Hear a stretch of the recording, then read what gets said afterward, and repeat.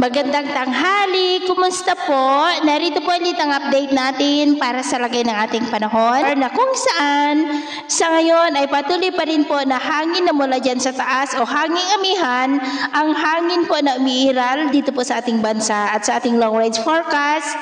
Consistent pa rin naman po na walang bagyo na nakikita na tatawid dito po sa ating bansa hanggang po sa susunod na 2 linggo. At sa lagay po ng ating panahon, ngayong tanghali ay maayos ang panahon sa malaking bahagi ng ating bansa pero may tsansa pa rin ng maulap na kalangitan with isolated rains dito po sa may Cagayan Valley, Apayao, Tabuk, Mountain Province, Camarines Sur, Oriental Mindoro, Aklan, Capiz, Bohol, Southern Leyte, ilang bahagi ng Samar, Caraga, Davao Region, South Cotabato, Sultan Kudarat at yan po sa may Lanao Provinces. At sa susunod po ng mga oras ay posible pa rin ang maulap na kalangitan with isolated rains sa mga nabanggit po na lugar.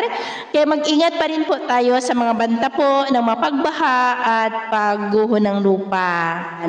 At sa ating naman pong mga baybayin, maalon po sa silangang baybayin ng ating bansa, maging po sa mga baybayin ng extreme northern Luzon seaboard at sa baybayin po ng Ilocos Norte, lalo na po dyan sa may pagudpod, na ang mga alon ay posibleng aabot hanggang po sa 2 to 2.7 meters height.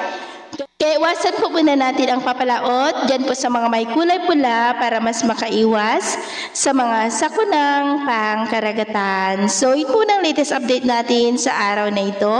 At ako po muli si James na nagsasabing sa kahit na pagsubok po na darating sa ating buhay, huwag po tayong mawawalan ng pag-asa. Thank you and God bless!